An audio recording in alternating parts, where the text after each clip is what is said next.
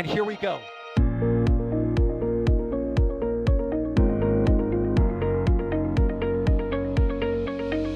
have liftoff. Propulsion continues to be nominal. R68 chamber pressure looks good. Following up. Roger, roll, Atlantic. Water towers, fly! Yes! Tango down to nominal. Flight downside FD off. Bring in FD off. Off. It's orange! 125! Oh my god! Decollage. What is it? Put that in the big bag, Eagle. 343 unfolds to go. Indeed. We rise together, back to the moon and beyond. The methane would be igniting in the flare, correct? Yikes. You dead? Sure. We don't need any more of these.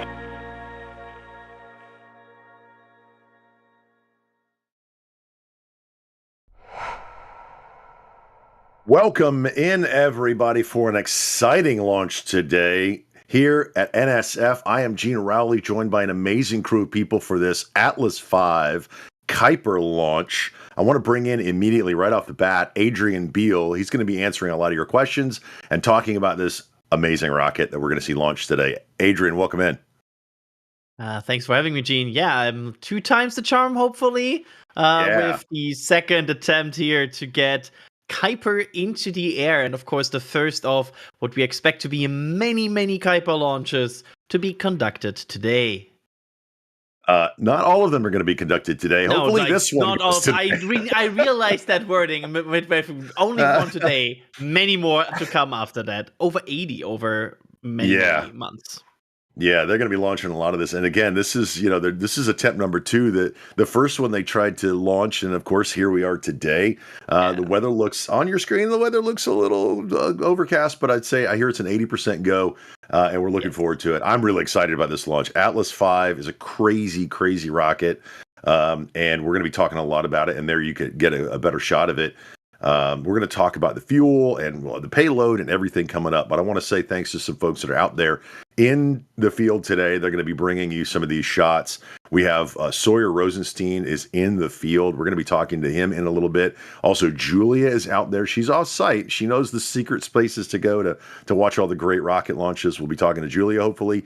D-Wise, the one and only D-Wise, has their cameras pointed at this rocket, and they will be talking to us. And then somewhere in the air, flying around, will be Max Evans. And that's going to be an interesting to have Max in the air during this flight. And of course, pressing all the buttons, doing all the magic in the control room, the one and only Kevin Michael Reed, assisted by Jay Keegan. And what an amazing crew we have today. We've got people in the back channel talking to us. We have a ton of information to go over.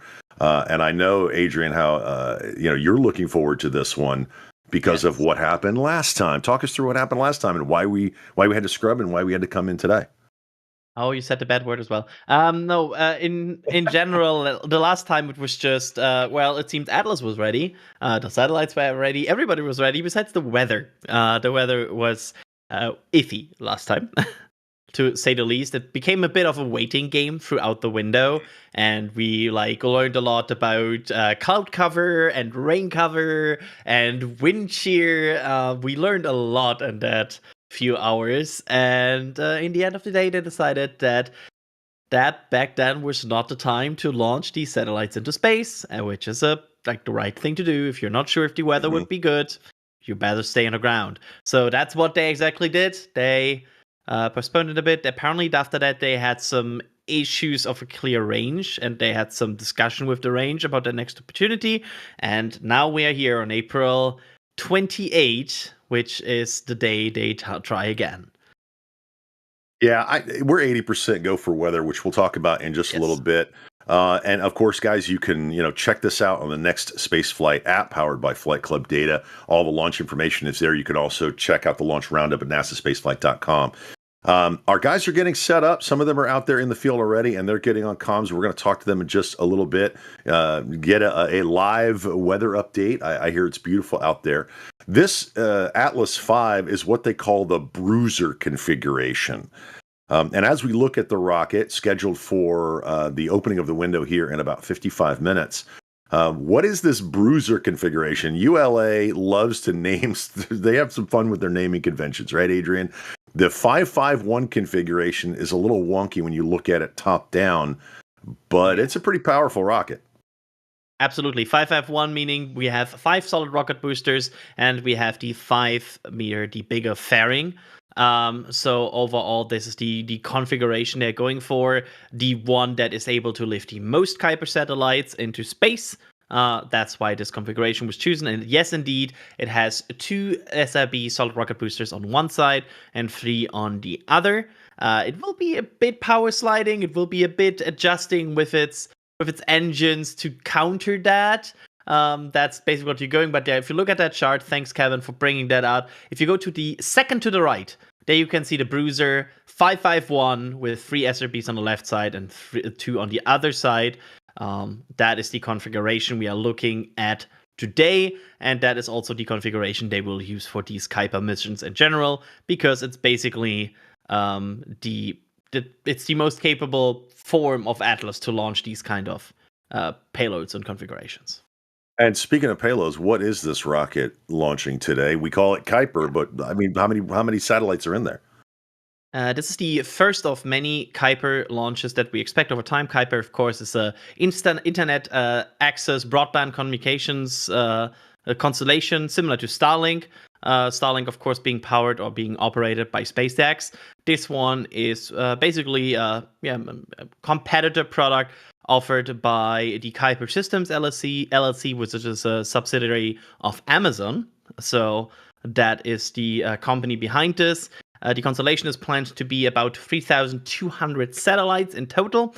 That will be the first step to get Kuiper running.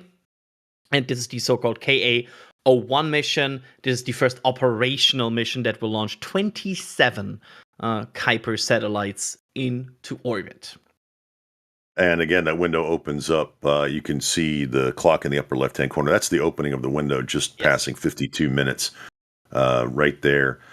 This is booster number AV107. Again, we talked about it being in the 551 configuration, the 5 meter fairing, the 563 solid rocket motors, they're GEM 63s.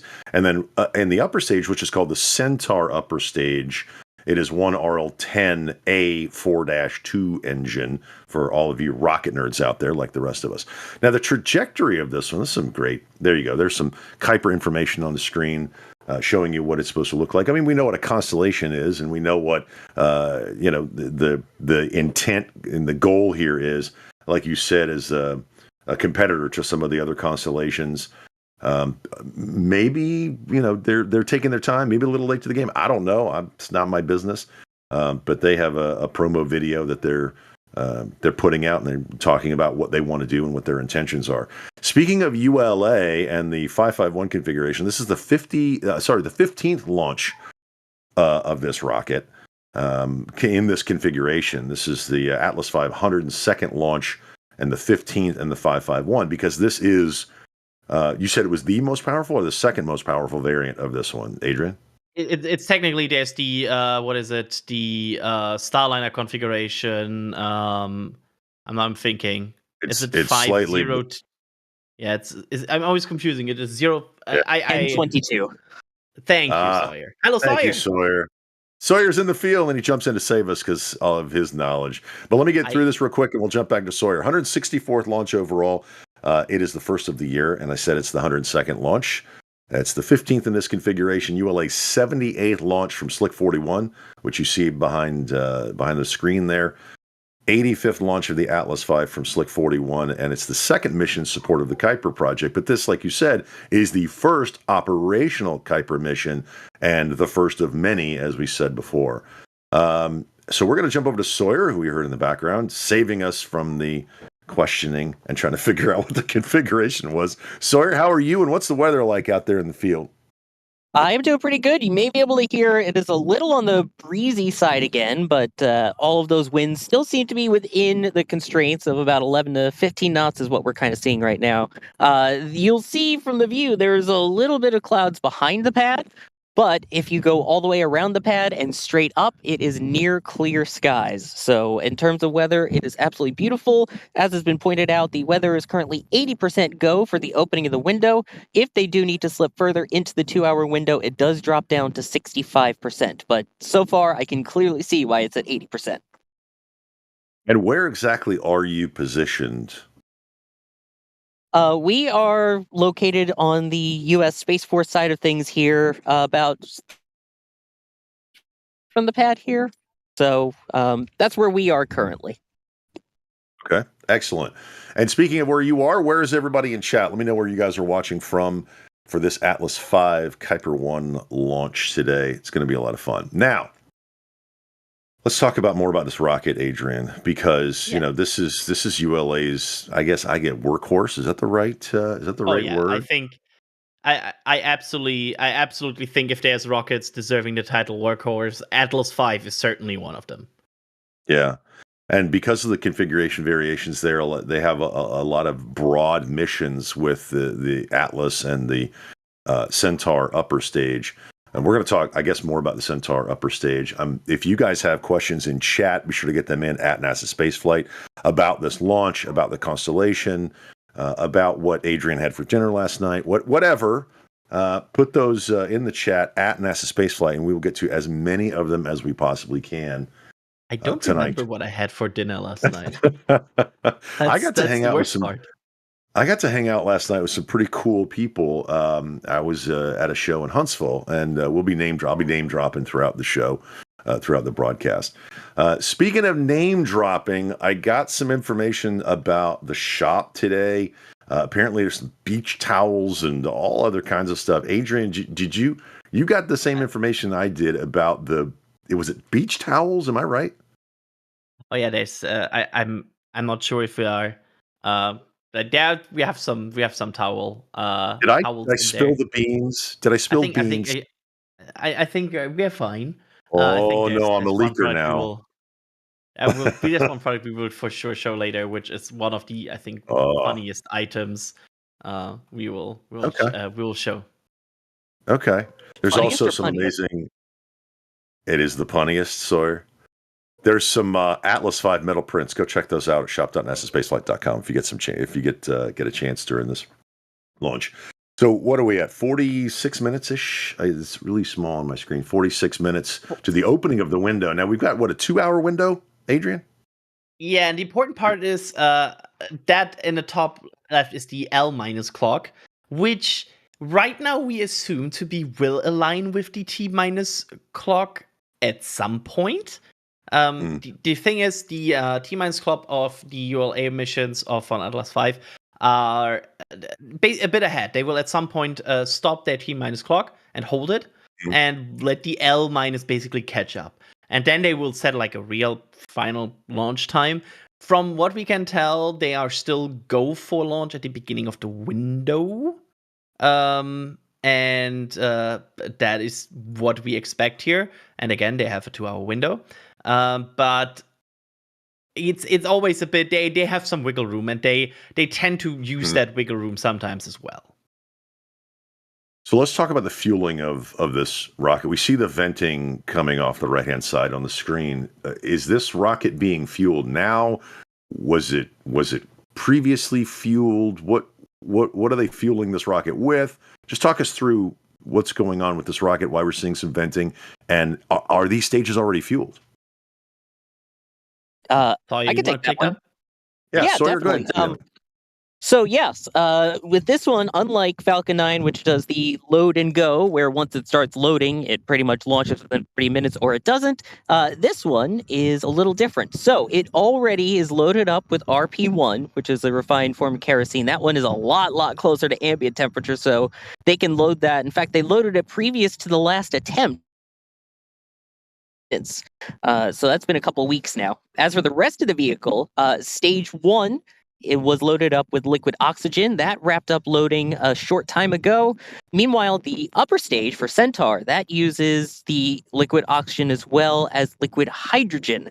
At this point, though, per ULA, all of the propellants are on board the rocket. So we have a fully fueled rocket with RP1, liquid oxygen, and liquid hydrogen. Thank you, Sawyer. Thank you. So we are fully fueled. Look at it's going to look like that, right? That's what it's going to look like eventually when it lifts off hopefully. here.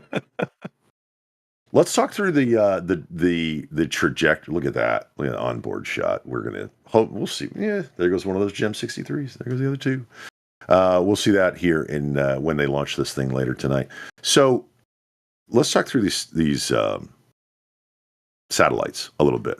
Do we know? And I guess I'll go back to you, Adrian, for this one.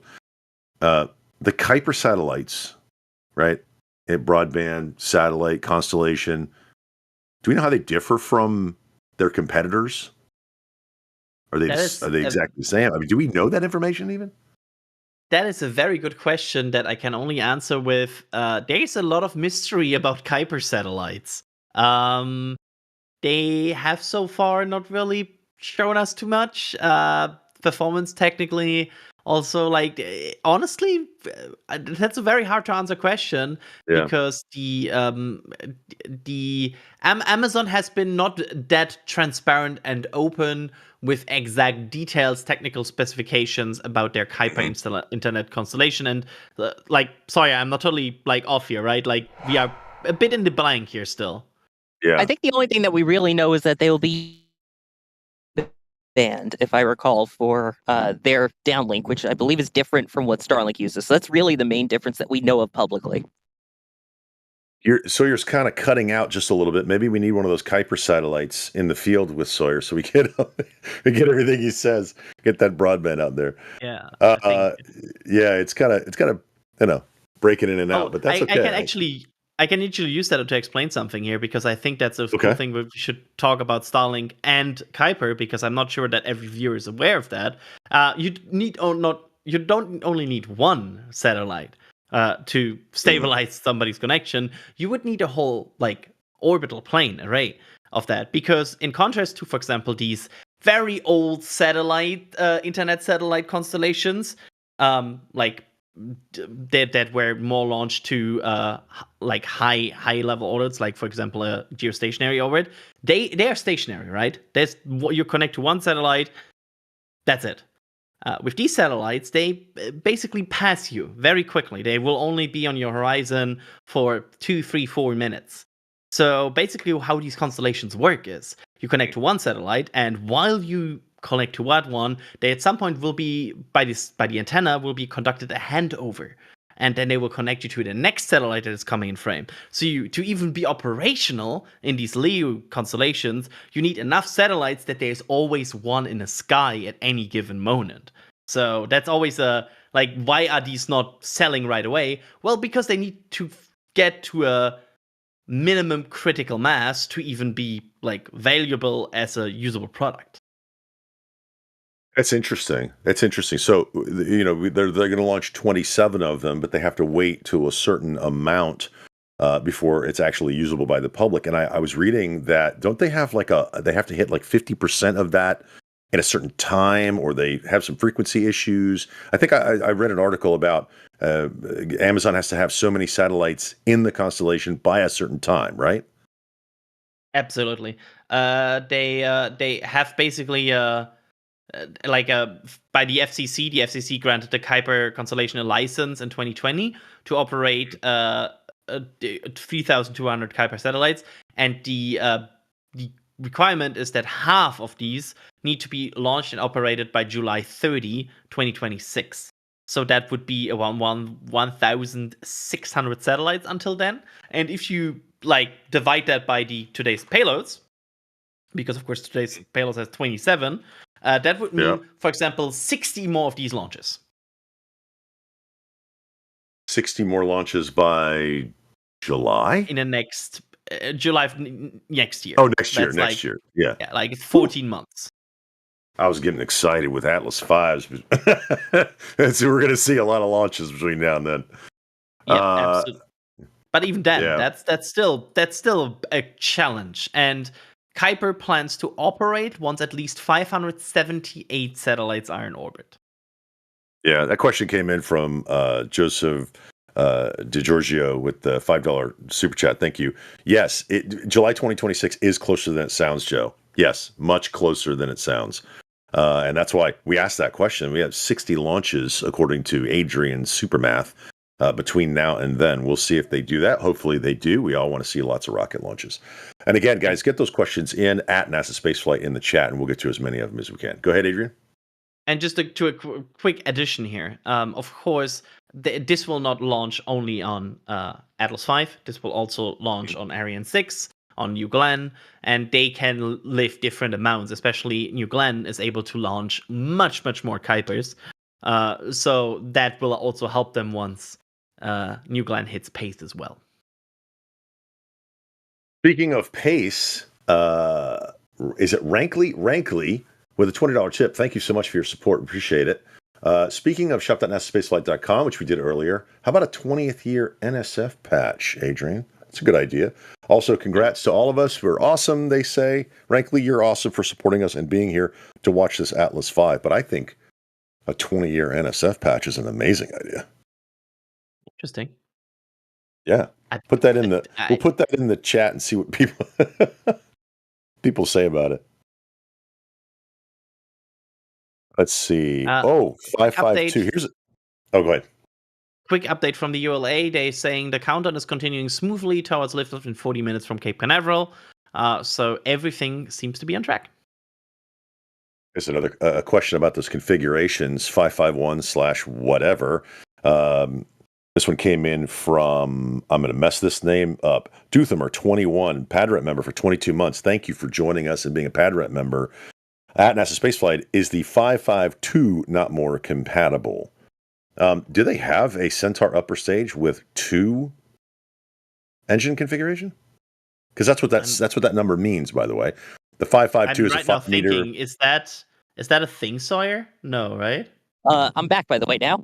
Should be on a more steady connection, hopefully. Yeah, you sound great. Okay, good. It is only a thing right now with the Starliner one, so that uses the N22. But in terms of the Atlas itself, there is no variant that uses that 2-engine one except for the N22 for Starliner, or for too many stars for Starliner. So yeah, and with Atlas retiring, I don't see that happening anytime soon. We'll see what the deal ends up being with Vulcan. And now the question was, is the 552 more capable than the 551? More engine, more better? Sawyer, yes, no? I mean, it's different, I think. It all depends on the payload. Nope. And there goes Sawyer's connection. I will quickly jump in there. It also depends on your metric, right? Like you're adding more math. Sorry, I will just take over because Sawyer's connection is with Roby here. But overall, the question is also on your metric, right? Like, what's powerful? Like, how do you define a powerful rocket? Is it tons to LEO? Is it tons to GEO? Is it liftoff thrust? Is it liftoff thrust to weight? Like, it depends because all of these factors will change. So it's a bit of a mixed bag. But I think as Sawyer also wanted to say, it's depending on what you need from the rocket. And do you need more thrust on your second stage? Do you need more thrust on your first stage? Do you need more weight optimization? That's the cool thing about Atlas. They can adjust based on what they need. Yeah, it really depends on the mission, and they changed the name of it, the configuration. Today we're launching a Bruiser, which I love that name. Z at NASA Spaceflight. I'm headed down to KSC for the first time in a few weeks. Good for you. Have a great time. What launches could I see, and what are the best viewing locations? Now, for what launches you can see, go and download the Next Spaceflight app. The app, Flight Club data powers the Next Spaceflight app.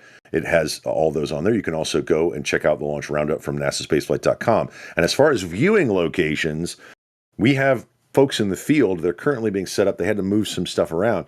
But Julia Bergeron, who knows all the secret spaces to go and watch, will hopefully be joining us from the field. And she'll be able to tell you all the locations pretty much from anywhere close enough. You can just pull over. I know on the way out toward Coco, everybody just stops on the big causeway there and watches the launches. But there's some better ones.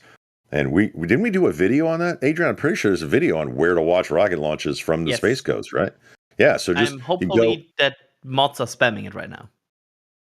Are you spamming it right now? Who's spamming it I right think now? there's some people spam. Usually that it There happens. you Like, go. yep. As soon as I ask the question, they start spamming. Where's the great ones to go? All right. Here's What's on the next screen? update. There you go. Just mentioning that there are that the Kuiper constellation has included significant upgrades on the satellites today, comparison to the 2 prototype satellites that flew on the proto flight in October 2023. They improved the performance of every system and subsystem on board, including phased array antennas, processors, solar arrays, propulsion system, and optical inter-satellite links. That's also, by the way, really cool that they have this already in place. Also, in addition, that's something we would like to mention. They have additional dielectric mirror film unique to Kuiper that will help to not reflect sunlight that much to make it less visible to ground-based astronomers. That's a really, really nice thing. Yeah, they had that when we start putting up these big constellations with thousands and thousands of satellites. That's a great shot. Thousands and thousands of satellites. We don't want to mess up ground-based astronomy. We got to be able to do the science. So these companies are really working to, and they're working with the scientists so that we don't have reflection or light noise or whatever, light pollution, and we can still do the ground-based astronomy. As I'm scrolling through, I want to thank some folks and welcome those folks that are here from Popular Science. We are NSF, a group of friends that love doing rocket launches. We want to thank you guys for joining us. Alex Vaughn, $10. Thank you. When do you think the first Kuiper launch on New Glenn will be? Adrian, we'll throw that to you. I think it depends a lot on availability of New Glenn. It's a matter of like when will Blue Origin be able to have the cadence to support this. There's also some very high profile mission that New Glenn wants to launch before moving to Kuiper, I think. For example, Escapade. I think it will be in 2026. Do you think 2026 for that first New Glenn launch? We on Kuiper, operational Kuiper. Yeah. Yes. Yeah, I think realistically, I will even go further and say first half 2026. First half of 2026. Okay, I could see that happening. I could see that. Kevin, thank you so much. $2 super chat for the camera fund. And yes, our great and amazing camera operators are out there in the field bringing you the shots that you're seeing right now. Thank you for your support here at NSF. We can't do what we do without you. Let's see. I'm scrolling through some of the chat to see these questions. Keep those questions, guys, coming in. Ethereal Swordsman, thank you at NASASpaceflight for your support. At NASASpaceflight in the chat is where those questions come in, and I promise, guys, we will get to as many of them. We can't get to all of them, so that's why I have to scroll through and kind of pick the ones that we do. And Sawyer and Adrian and the rest of the team, once they get on comms, we'll be able to answer all those questions. And again, at NASASpaceflight.com. So we are getting ready for this Atlas V launch. And we definitely want to welcome in everybody to Slick 41 at Cape Canaveral Space Force Station here on planet Earth for the Kuiper 1 launch. And welcome in everybody joining us on YouTube, but also on the Popular Science channel. What you see on your screen is an Atlas V in the 551 configuration. I'm Gene Rowley for NSF. I'm joined with Adrian Bile, and we have an entire crew of people in the field bringing you some amazing shots today. Sawyer Rosenstein, Julia Bergeron, Dee Wise, and even Max Evans, who's going to be flying around in a helicopter, and you'll hear their voices as we go forward. Producing is Kevin Michael Reed and Jay Keegan. And again, we are about, just coming up on 30 minutes to the L0. And Adrian, explain again what the L0 is in the upper left-hand corner as opposed to a T0. Yeah, absolutely. T is more an internal clock of like a rocket countdown that is paused. So basically at some point, the rocket will just hold the internal T- clock. For Atlas, it's T-minus 4 minutes. And the L- clock is more the actual countdown clock to the launch time right now. And right now, SpaceX, ULA is targeting the opening of the window, which opens in 29 minutes and 25 seconds from now, which means the L- clock is counting down to that. They can always adjust that. They have a 2-hour window. They are watching some cumulus clouds. The latest update on the ULA blog of that is that the weather team is interrogating the cumulus clouds coming off the ocean and headed toward the pad. It likely would cause a no-go status on the weather if that would hit. However, a certain Tori Bruno, ULA's CEO, saying, "Good job, the anvil is losing energy, keep it up." So overall, that is the current status. From what we can tell, Gene, everything looks good. And the vent you see, this rocket is already fueled. So are they chilling lines? Why do we see a vent here? Is this boil off, Adrian? Why do we see this vent? This is top off. They enter in what is so-called top off. Basically, their liquid oxygen is still like liquid oxygen. It still boils off. Especially also their Centaur hydrogen is also that, like, these are very cold substances. What they are doing there is usually what they keep the pressure here in check. You constantly, if you have liquid oxygen, it will constantly start to boil. It will constantly go from liquid to gaseous. And what they do is basically the moment it starts to boil, they let that vent out and they fill new liquid oxygen in. They just have a circle there running, basically. And with that, they keep their pressure and their temperature in the tanks in check and keep it stable until they are at the launch timing. And as the temperature gradients, this is cryogenic fuel, or they're putting in there, and the outside temperature, they have some boil off, so they have to get that pressure out of there. And those are some of the vents that we see. They got to keep those pressures in check. This is the 551 configuration, which is a 5 meter wide or 5 meter length payload variant. They have different fairing sizes, and this is the 5 meter variant, and then the 5 meters wide, GEM 63 solid rocket motor. So it's going to look weird where it has 2 on one side and then 3 on the other, which we talked a little bit about earlier. We're going to talk about that again. And you said the word power slide. What did you mean by that, Adrian? When we talk about when this launches, they gimbal the main engines because they've got more thrust on one side than the other. Is that what you're talking about? I mean, basically, that's what the situation they have. It's not as pronounced on this Atlas as for example, on some of the variants that have, like, for example, only one SIB on one side and none on the other. But you still have a thrust imbalance because there's 3 SRBs on one side and 2 on the other. Of course, what they can do is they can use their first stage and their RD-180s to gimbal a bit and to adjust that. That will still, however, result in a bit of asymmetric thrust. So what will happen is you will see the rocket will be straight and going up, but it will start to slide a bit to the side. And that is not something of concern. That is just how Atlas works. And it's well in the operation system and it's well understand and controlled. It's just sometimes looks a bit funky. And to be fair, there's a very famous vehicle that, for example, did that, looking at, for example, the shuttle. And as this one launches, we have, it's going to go, we're used to other launches from the Space Coast going southeast. This has a very specific trajectory. We can go ahead and bring that up. And it's going northeast. Adrian, do we know why this one is launching off the Space Coast and doing, are they trying to hit a specific orbit? Yes, there's specific planes they want to launch in, and this is one of these specific planes they want to reach for Kuiper. That is one of the planes they're launching. It's a very interesting trajectory because they are just south of the coast of Ireland, as you can see there. It's a very interesting trajectory, but overall, yes, that's the plane they're launching into. And we see these with, for example, Starlinks as well, that they are launching in certain planes and then will face inside of these planes. And that is what they are doing here. And for you space nerds that really want to know where this rocket is going, this is going to low Earth orbit, or LEO as we say. It's approximately 450 kilometer circular orbit at 51.86 degrees of inclination. So there'll be a test on that later. It is carrying 27 Kuiper satellites for Amazon. And as we said, this is the first operational Amazon Kuiper launch.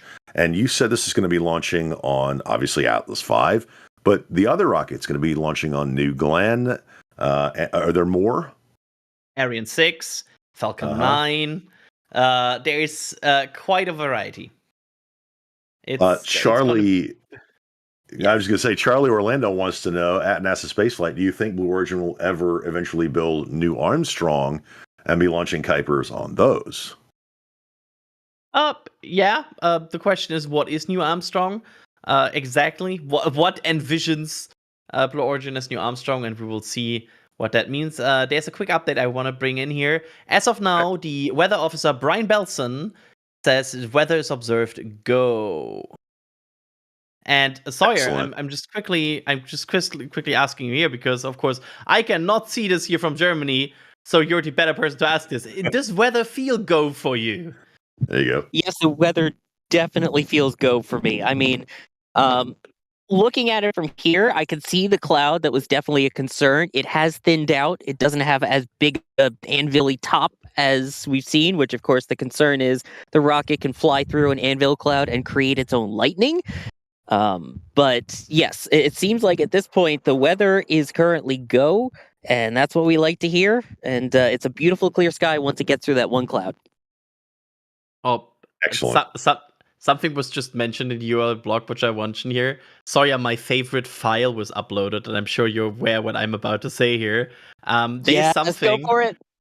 There's something in Atlas countdowns where, so what they do, Gene, is they update the basically the rocket steering parameters last minute based on latest weather data. And you know how that file is called? No. The automatic determination and dissemination of just updated steering terms, also known as adjust. Gotta love ULA. I It's love the perfect. acronyms. What were you going to say, Zoyer? I was just saying, I love the acronyms of that. And so that they also give the update that they have literally put in the launch data for the 7 p.m. Eastern launch attempt. So all is looking good with that. So when is the clock in the upper left-hand corner go from L-22 to T-22? Adrian? Well, it's... Or Sawyer? Yeah, go ahead. Oh, good. Sorry. I was going to say, it should be at T-4 minutes and holding in L-22 minutes. The two clocks will line up at 4 minutes. So right now, ULA is at T-4 minutes and holding. The L- clock will continue to count down all the way to the planned liftoff of 0, basically, at 7:00 Eastern. Once they give the go to get out of that hold at 4 minutes, they will continue counting into the terminal part of the count. Excellent. Thank you for that. We'll see that come up, and of course, looking for that 7 o'clock Eastern launch is going to be great. We'll be there for that. Now, let me thank some folks. If we missed you, it's my fault. I apologize. There's some things going on in the background. I won't go into too much of it, but I want to thank some folks gifting some memberships. Telstar86 gifting a Red Team membership. Thank you very much for that generosity. James Yeomans, $4.99. Pounds super chat. Thank you. Looking at the NSF app, looks like the rocket will fly towards the UK. Yes. Do you think we'll see it? Let's see. If I just had Ryan on comms, which I don't, I have Adrian on comms. Adrian, do you think they'll see it in the UK? Sorry. Yes. Let me reword this. A bit. There will be some parts that certainly will be able to see it, especially now at night. Mostly like Southern Ireland, and then probably southern parts of like England as well. That's realistic. And then it will go over Belgium and then France. And honestly, looking at this right now, do I see this? You might. Yeah, I'm right now it's too south, I think. The my wife actually said to me the other day, she said, this Kuiper launch is going northeast. We might actually be able to see it. And I said, yes, we might actually be able to see it. Yeah, I think it's too far south for me. It's like going Yeah, I don't think I will be able to see it. I'm going to watch it here on Safe to say NSF. I should She's be going to able to walk see it. outside. You're going to see it, of course. So Yeah, I should be able to see it from here, about 3.5 miles away, I would hope. Yeah, I feel like Sawyer have a good chance if it launches to see it. Yeah, my money's on Sawyer. Turtle Sanctuary, $10 super chat. Thank you so much. He wants to apologize. My apologies, Sawyer. I haven't bought you any extra pun tokens lately, so there you go. That's for your puns, Sawyer. Oh, I will use it wisely. Thank you. Michael Rivera, $10 super chat. Has there been any word why SRS won't launch for another 2 years past maiden flight? SRS. SLS? What? I'm a little concerned. Adrian, do you think it was SLS or SRS? Sorry, I'm confused now. What? Yeah, well, the You mean question SLS, says, I think. I think it's SLS. Yeah. Oh, yeah, I think it's SLS. Yeah. Is there any word on another slip for that or no? I mean, they're expensive and it takes a long time to build. That's my answer. Honestly, they're still stacking it. They're stacking it not far from where Sawyer is right now, and honestly, it's kind of just at some point probably gonna wait for its Orion to be ready.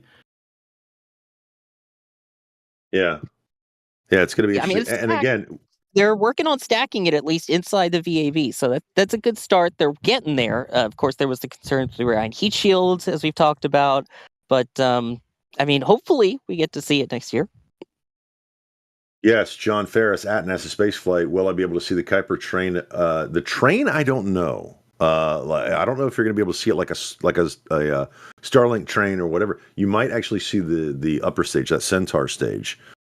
And speaking of the launch, when we talk about this, don't they do an animation when they have stage separation? On ULA does that animation, right? Adrian? Yes. Yeah, absolutely. They do. I want to quickly mention about the trains. That will happen after the full deployment, and also it's usually a bit after they have spaced out a bit.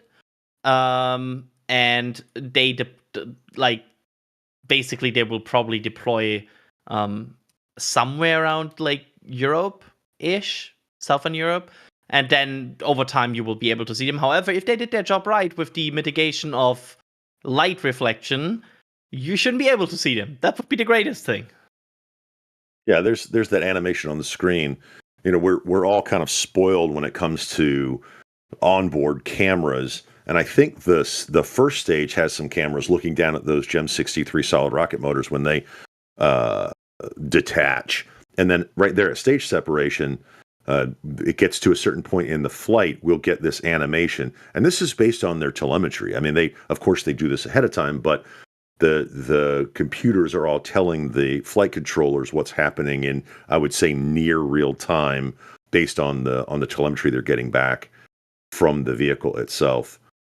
And I don't know about you guys, but I like the animations. I think they're kind of cool to see. Yes, it's always cool to have onboard cameras, but I kind of like the animation. Maybe it's the cartoon fanatic in me when they go to those animations. What do you think, Adrian? I think it's a compromise that is fair to me.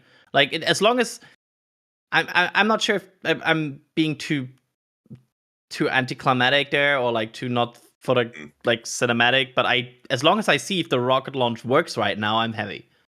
I'm happy. That's all I need to know. If they don't have cameras there, that's yep.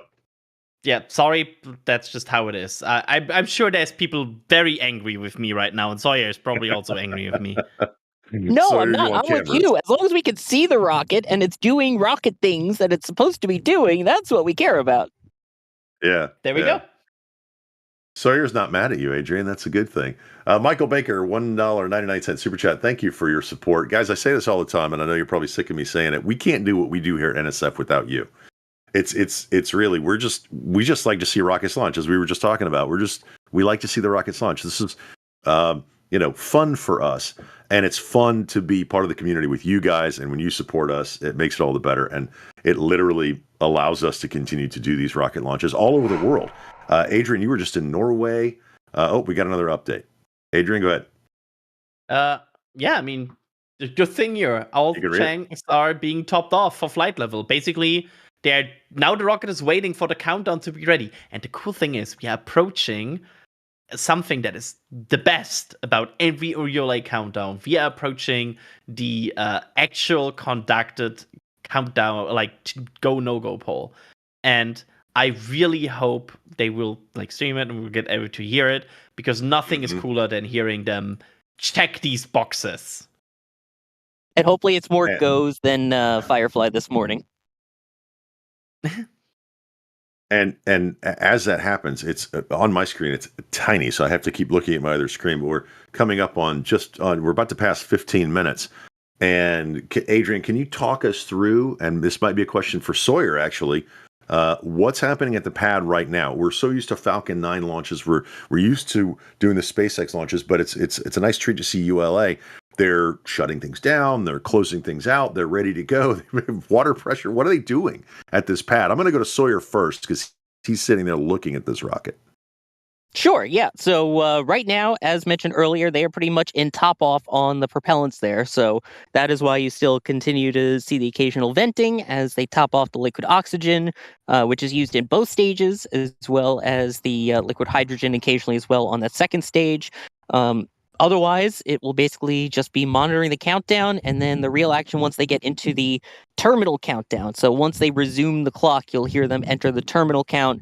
That's when all the onboard computers will take control. They will make sure all the engines go up to their are chilled down in time, which they should be, that all the tanks are at their flight pressures, and hopefully they will take a couple of seconds. And then once everything is go with those big engines at the base of the rocket, they will then go ahead and ignite those GEM motors. Excellent. Thank you, Sawyer. We believe so. Go ahead, Adrian. Yeah, we got some updates. You want the very good news, Gene? The really, Yes. really good news? Give it Upper to level me. wins. The bane of thing have been verified go for launch, and also the Atlas launch control, it has been quiet. That's a big news here. They're saying our various communication channels and the control center are quiet because we are not working any problems. Basically, nobody needs to talk. That's good. Because everything is going smooth. That's great. That's exactly what we wanted to hear. And as we come up on 13 minutes, I can tell you that our own NSF Max Evans just left the ground himself. He's got his cameras and he will be in the air for this launch. In fact, he sent us a picture in the back channel of them flying toward where their designated location is for them to hover. So here in just a little bit, we'll be hopefully bringing you some amazing shots. And hopefully the no-go poll, because that go-no-go poll should be fairly soon. Yep. We are basically getting ready for that. Michael Rivera, you put in SRS at the very beginning. That's what we were wondering about SRS. Now he's just super chatting, $10 super chat. Thank you again. Now he's actually laughing at our jokes about it. He did mean SLS. He says, "Yeah, sorry, I meant SLS." But the jerks are giving me in chat. Now I'm thinking about, do I need to send the SOS? We got too many acronyms going around. But thank you, Michael, for supporting us with that. And yes, I don't know that we need an SOS because everything is go for launch here in what are we at? 12 minutes, just under 12 minutes. Also, John McFadden with that super chat. Thank you for your support. Shout out to my beautiful wife, Amanda. What a great name. My oldest daughter's name. And a shout out to your beautiful wife. Also, Sydney gifting 5 Red Team memberships. And remember, guys, if you receive that in the chat, just say thank you. It's super nice. These people are being very generous, and it allows you to join us. And don't forget, if you become a member at NSF and you go to what is it? Is it Capcom and Above Launch Director? I can't remember, guys. Help me out. They get the back channel, the Discord, the members channel, and all the behind the scenes stuff. Above. Capcom and Above. Thank you. Yeah, you get a lot of behind the scenes stuff in Discord, and I highly recommend it because it is a lot of fun. We chat before and after each broadcast, and especially when we're out at Starbase, we have a lot of fun. Patrol, thank you. 50. Oh, I read 5. 50 Red Team memberships, and the chat's going to go crazy here in a second because those are going to start going out like rapid fire. So be sure to say thanks to Patrol for that. generosity. Absolutely amazing.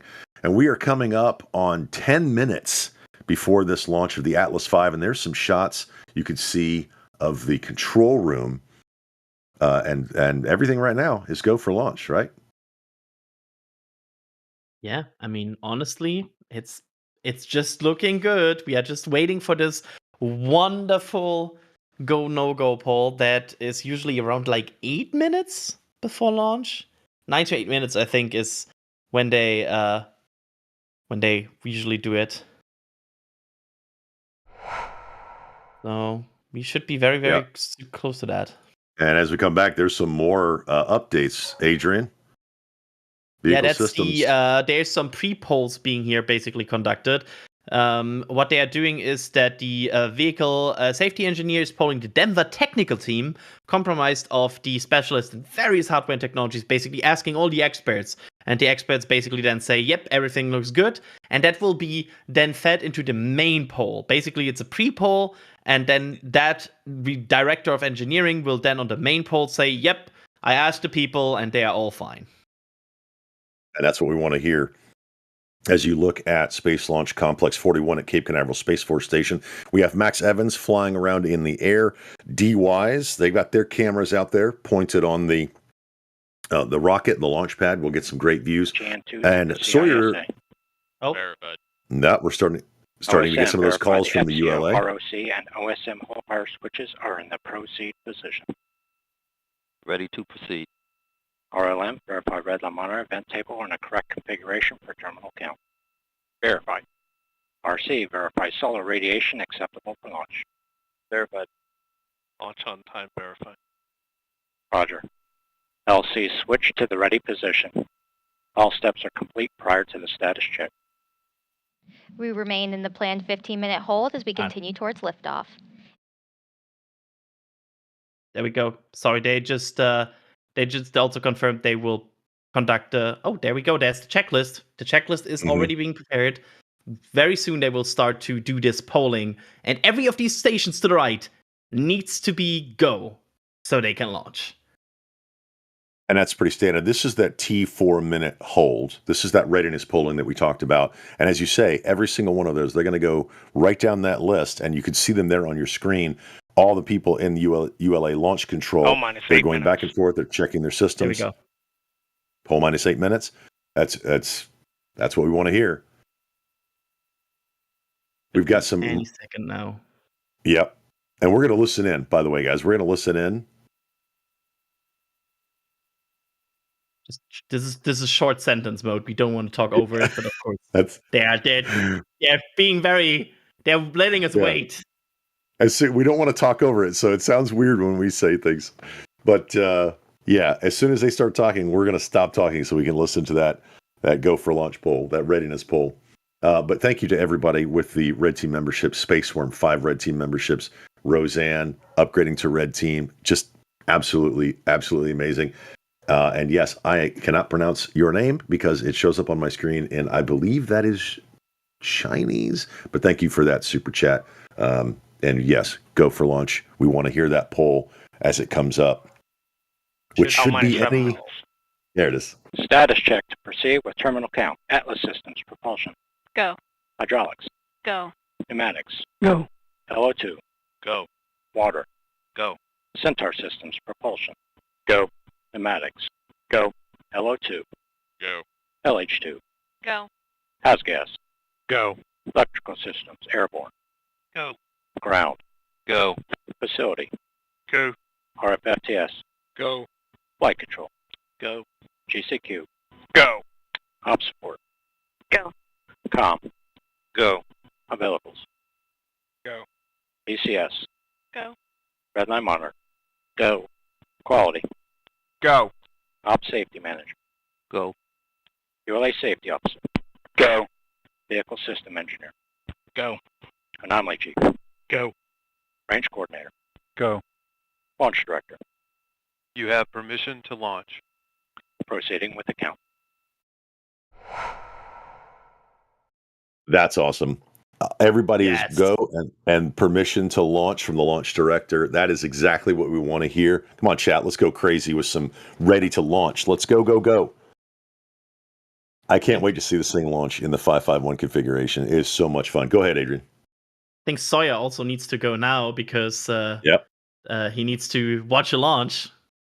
Yep. The launches go. The field team is go here as well. We'll give our go for that poll, and we will go bring you the awesome views and come back to you after launch. Have a great broadcast and have a great launch, ULA.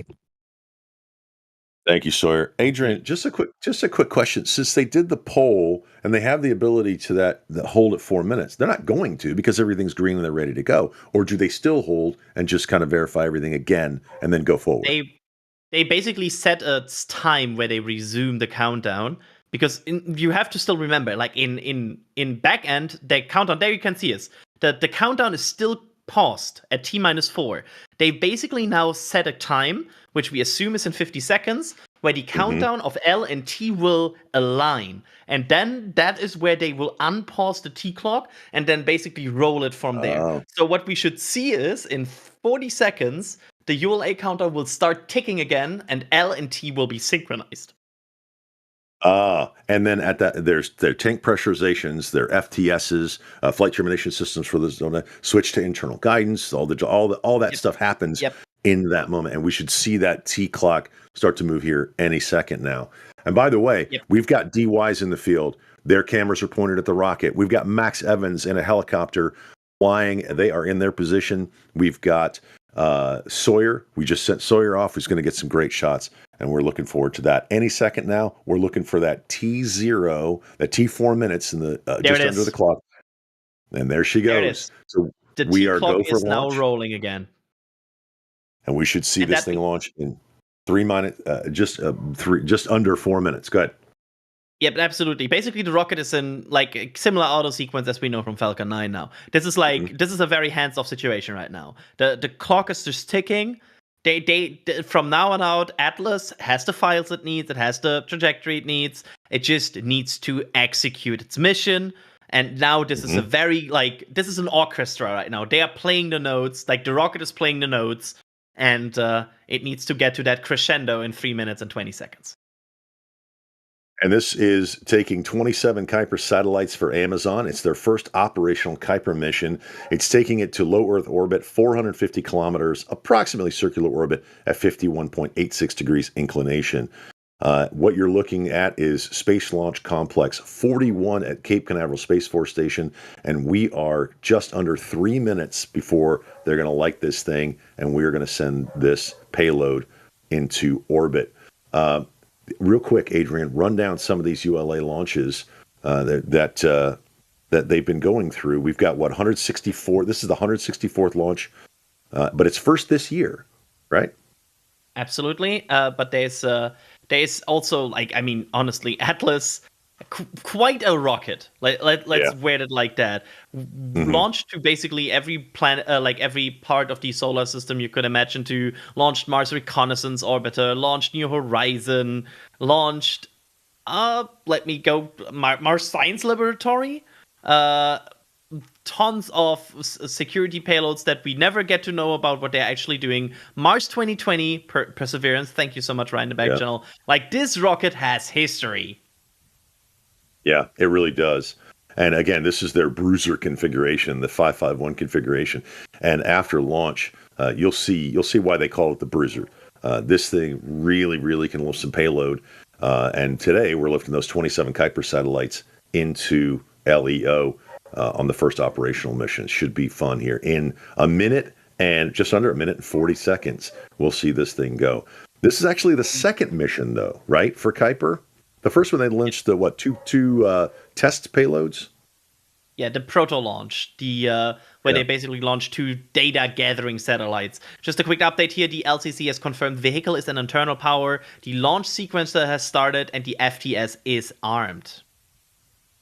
And we're going to have some audio from the field after this, once this rocket launches from the pad. So we'll be able to hear some of that beautiful rocket noise as we come under 1 minute for launch here for this Atlas V Kuiper 1 or KA-01 mission from Florida.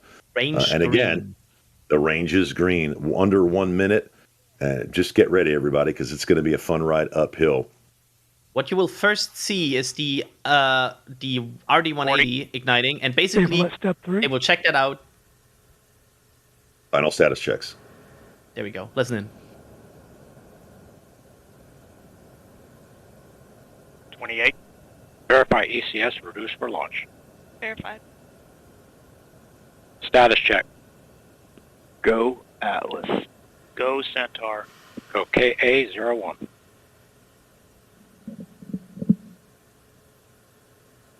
Coming up on T-minus 10 seconds to launch. 9, 8, We'll see you on the other 7, side. 6, 5, 4, 3. We have ignition. 2, 1. Ignition and full thrust. 5 good SRBs. And liftoff of the United Launch Alliance Atlas V rocket, carrying satellites for Amazon's Project Kuiper internet constellation, marking the start of a new chapter in low Earth orbit satellite View is connectivity. now on closed loop control. Engaging first throttle segments. And we've completed our pitch program. Engine operating parameters continue to look good. And we've successfully completed our roll program. Hydraulics continue to operate nominally.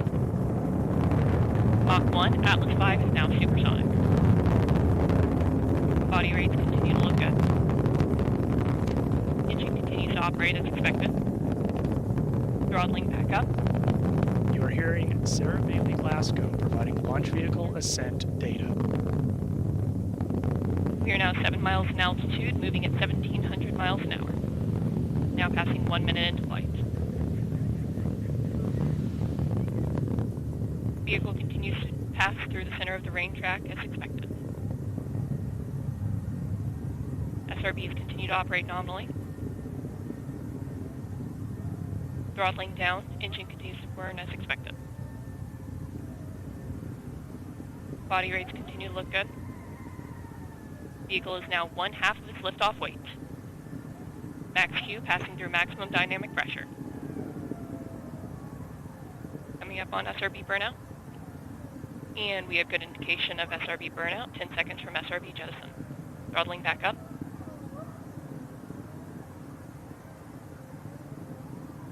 And we have good indication of jettison of all 5 SRBs. Engine continues to burn normally. We are now 32 miles in altitude, moving at 4,000 miles an hour. We just heard confirmation of the solid rocket booster jettison. These additional motors augmented the thrust at liftoff to give Atlas rocket an extra boost to reach its circular low Earth orbit destination. Go. That thing took off. Those solid rocket boosters, I'm stunned at how fast that rocket takes off. And 90 seconds after T0, it is half its liftoff weight, Adrian. Absolutely. I will need to talk to the field team for this, but this seemed fast to my eyes for an Atlas. Like, this thing was booking it. 30 seconds to fairing separation here. And we are now holding acceleration at 2.5 Gs in preparation for payload fairing jettison. And we have activated the Centaur reaction control system. There we go. And we have passed the Kármán line. We have exited Earth's atmosphere. Vehicle is now 1/4 I like that of call out. liftoff weight. And we have good indication of payload fairing jettison. And good indication of VFLR deck jettison. Engine continues to operate as expected. Flight commentator Sarah Bailey Glasgow just called out That's really good. information on payload fairing jettison. And here we go to that animation we talked about earlier. I love the live data. Yeah, the telemetry in the upper right hand corner anybody, if you're getting KSP vibes, I'm with you. The live data in the upper right hand corner feeds the animation, but they're able to see in near real time what's going on with the rocket. But yeah, that thing took off the pad. Solid rocket motors, all of those. Anytime you have those, or the first stage is solid, it goes. But that one did look fast, and as you were saying, it immediately took off and started to pitch down range. Was that what you were talking about with the power slide? The funny thing is you cannot see the power slide that much because it pitches over so early. It's kind of interesting, but you could see the power slide as well. It's not as pronounced here on this rocket as, for example, on like the big slider. It's kind of interesting. Like I really have the feeling that this was fast for an Atlas. Like Here we come up on the main engine cutoff and then stage separation. Restart on fuel and locks. Good staging. Go. That's Centaur. And that ignition and full thrust. RL10 is running nominally. That single RL10A 4-2 engine on the Centaur upper stage. That's a great shot looking back at that first stage of Atlas. Yeah, I will already mention that because people always get scared when they see this. This is how a Centaur looks when it's working. It's really that clear of an exhaust. You cannot really clearly see it. It's normal. It's all good. I'm wondering if we have a person in the field who can tell us if it really seemed that fast. Yeah, Sawyer, are you back with us? Sawyer, maybe not. All right, they're still getting on comms. Sawyer's probably there we go. I'm back now. Still breathing heavy. Did that look fast to you? That was probably one of the fastest tracks I've had to do of a rocket. My tripod was going quick. That was very fast off the pad, and boy, does it put out power. I mean, that's one where you feel the rumble from the solids. As loud as Falcon is, this one you get that rumble from the solid. Julia says it's SRB fast, and I agree. Every time they have those solids, that thing moves. I want to see what Max's view. I want to see Max's view of this launch from the helicopter. So I know it's going to be a little bit, but that's what I want to see. But I know we had D in the field. Oh, we're already got some replays of the launch. Look at how fast that thing goes. Wow. It's so fast. Oh, wow. It was banking it. They had an appointment. Wow. It's so beautiful. and it just goes. See the center engines. It's like it's just SRBs. Yeah. Oh, whose shot is this? Is that Sawyer or is that D? I've no idea. I didn't operate any video cameras.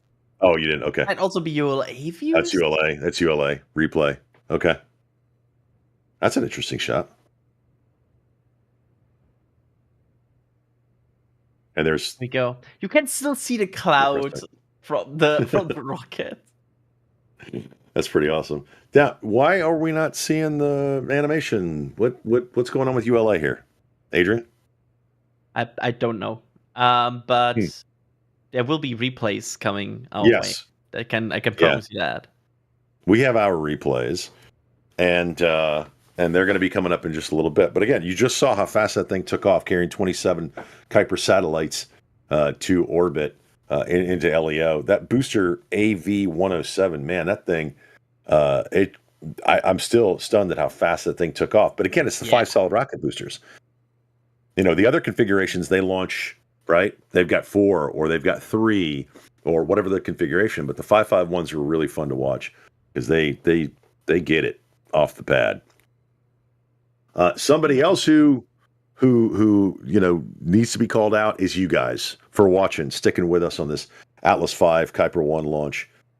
Thank you guys for being with us on this. This is a lot of fun. And thank you, Craig, for becoming a pad rep member and joining us for this launch today. What do you guys think? Did it look like it took off early, fast for you? What do you think of those SRBs in chat? I think they're pretty cool. I didn't really get to a lot of questions today, did we, Adrian? I it was so fast.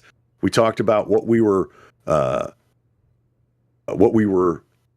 to launch today. We talked about the rocket. We talked about fueling, and then boom, the thing just took off, and away it goes. I didn't really have a chance to get to many questions.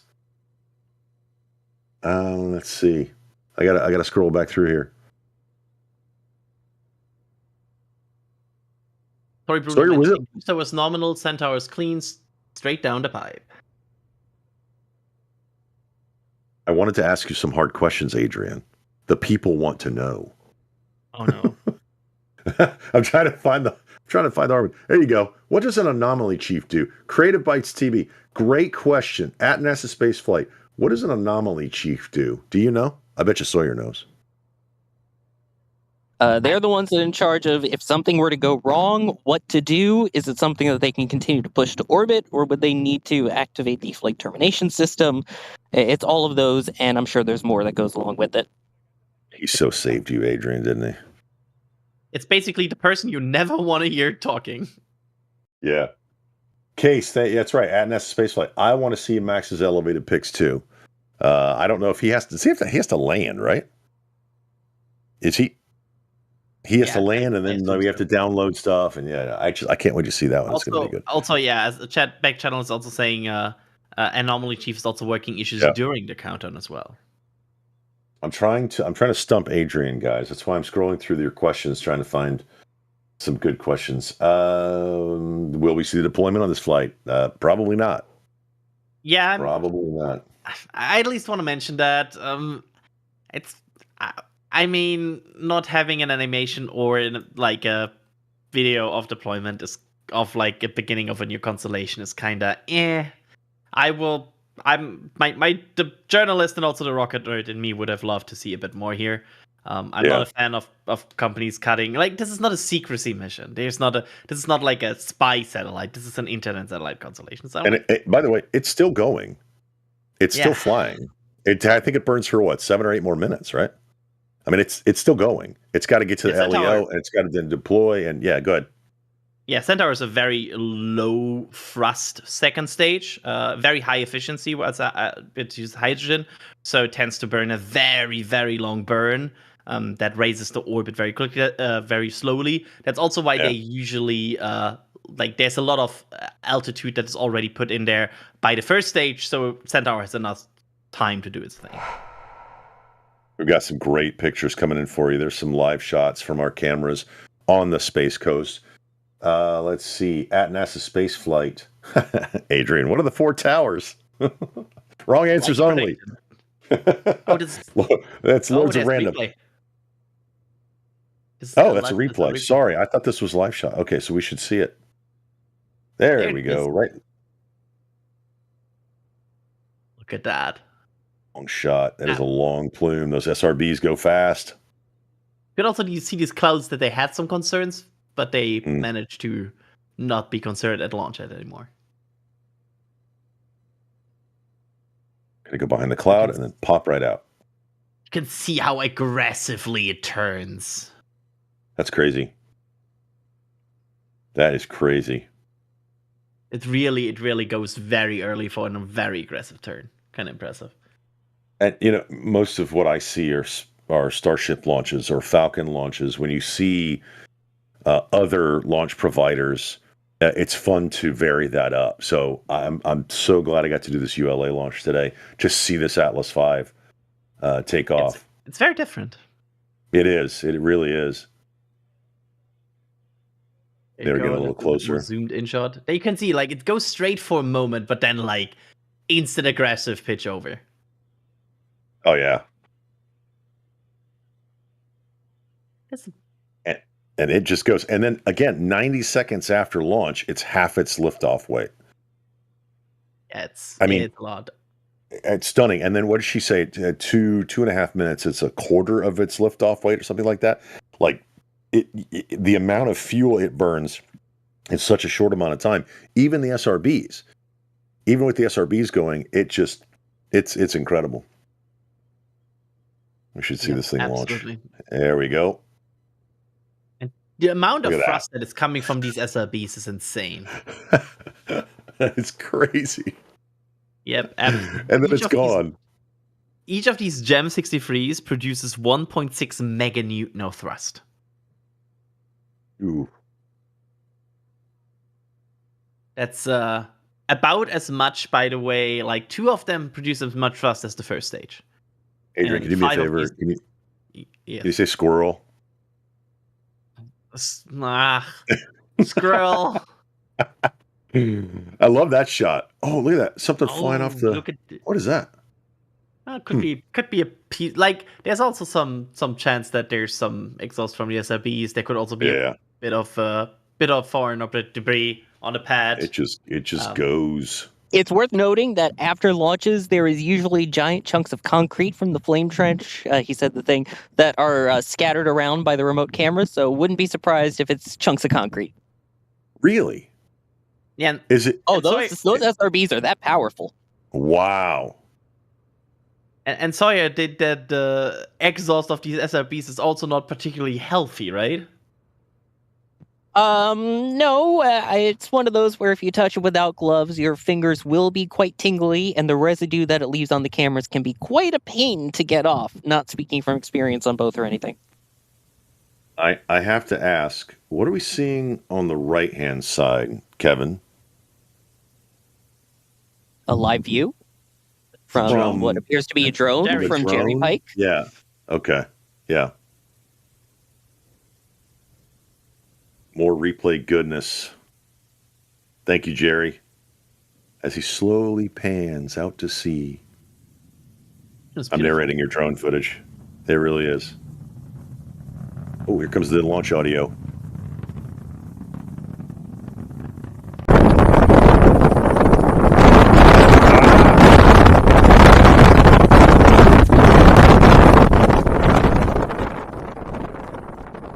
Wow.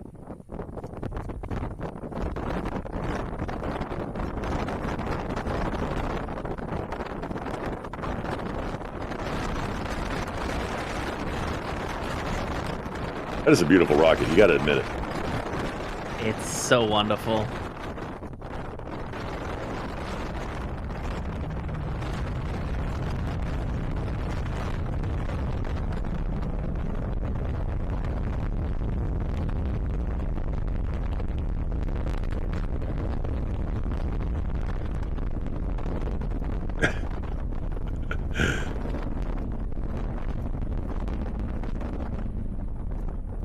Oh, did you see that? Did you see that? Yep. Yep. Pushing through the clouds. Pushing the air out of the way. Kidding. There you can see how to even aggressively, even more turns. Such good camera work, guys. Such talented camera operators. Great tracks.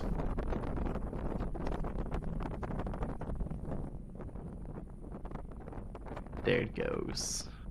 Nice. Barbara, thank you so much for gifting that Red Team membership. Thank you for being here, watching this launch with us. Your generosity does not go unnoted. Thank you very much. That thing just goes and goes and goes. Right about now, it's half the weight. That 1 minute to... And by the way, while we're talking, watching the replays, the upper stage, the Centaur upper stage, it's still going. We're about 1 minute from the RL-10 shutdown on that upper stage. So all this entire time, guys, it's been going to low Earth orbit. Yeah, I still want to stump Adrian with a good question. I think about 22 minutes is where I would see it. 21, 22. Here you go. Adrian, are the fairings recovered? Oh, look at this. Know. Look at this. Oh, wow. That is fantastic. That is just absolutely beautiful. I love the illumination of the plume with the SRB. And oh my god, look at that shot from Sawyer.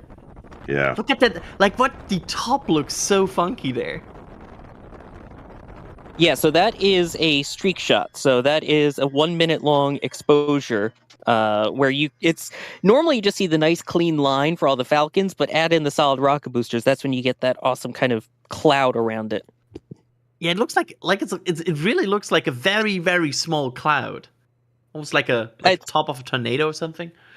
It is a very narrow plume. That's the one thing. As powerful as those are, and it kicks up quite a storm coming out of the flame trench, but once it's in the air, it is a tight squeeze. Although the other amazing thing with the lighting was we ended up getting a reflection of the exhaust plume going all the way to the ground. So you get the exhaust plume, and then there's a shadow of it that's like a diagonal line extending all the way down to the ground. I took a phone shot. It's hard to get a real good camera shot with it, but this is the plume expansion at Liftoff for comparison.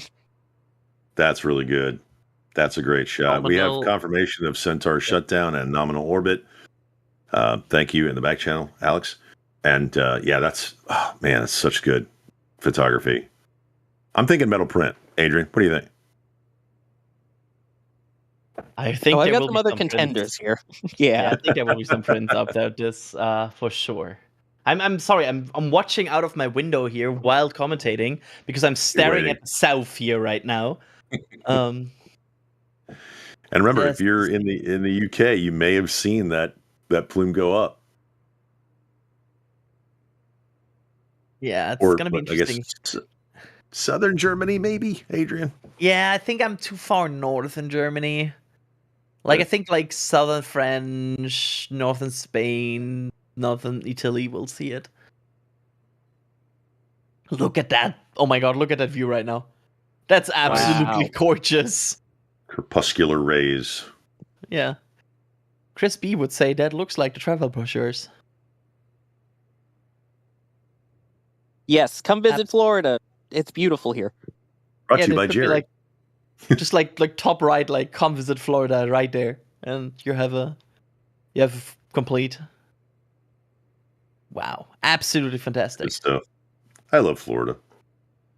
I need to get down there for more launches. Sawyer, I just need to be hanging out with Sawyer. He knows all the good spots to go to. So does Julia. Julia knows all the good spots to go to. I don't get down there enough for launches. It's closer to me. I should get down there for more launches. Oh, and that's it for, by the way, for Jerry's drone views for today. So thank you so much, Jerry, for delivering these amazing drone views today. So what do we need to do then? Everybody is waiting for Max's aerial shots. He was up in a helicopter flying around. But yeah, great replays. Great photography. Now we're looking at Slick 41 after the launch. Do they call that a TE? What do they call that, Adrian? They don't. Is it the same thing the ULA calls it? Oh, I'm actually I'm blanking. You got me there. Yeah, Sawyer would know. But this is post launch. Looking still at the Slick 41 launch complex. Guys, thank you so much for ML apparently calling to the ML mobile launcher. Yes. So you learned something new. It is a mobile launcher. Just pointed out, like it's able to move the rocket to there, and yeah. Let's see, Ryzen, you saw some gas in South France. That's cool. That's awesome. Yeah, I don't think I will see it here. Oh, here comes the music. This is your jam, Adrian. I feel like this is we're being Oscar outro, Gene. I know. We have so many things to talk about and so many great questions to get through. Am I supposed to be thanking people? Kevin, yell at me. I think Kevin's going to yell at me.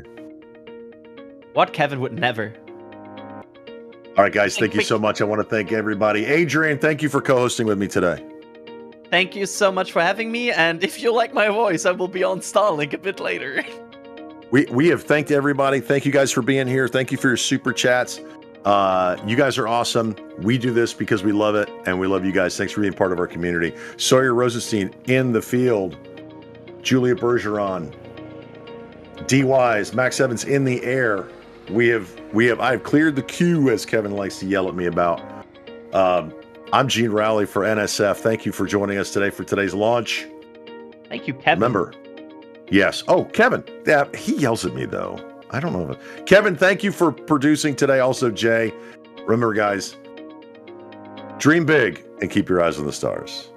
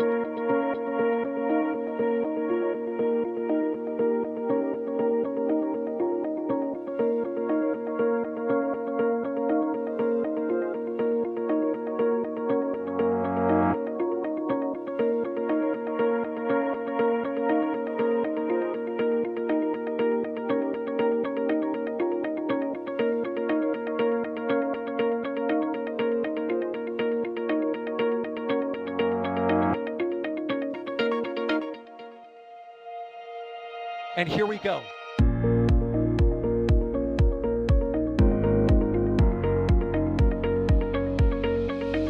have liftoff. Propulsion continues to be nominal. RS-68 chamber pressure looks good. Doubling up. Roger, planet. Water towers, fly! Tango down to nominal. Fighting outside of speed off. Bring in SPD off. It's orange! R45! Oh my god! Oh my god! Décollage! What do you think? Put that in the big bag, Eagle. 343 unfolds to go. Indeed. We rise together, back to the moon and beyond. If there's methane, it'd be igniting in the flare, correct?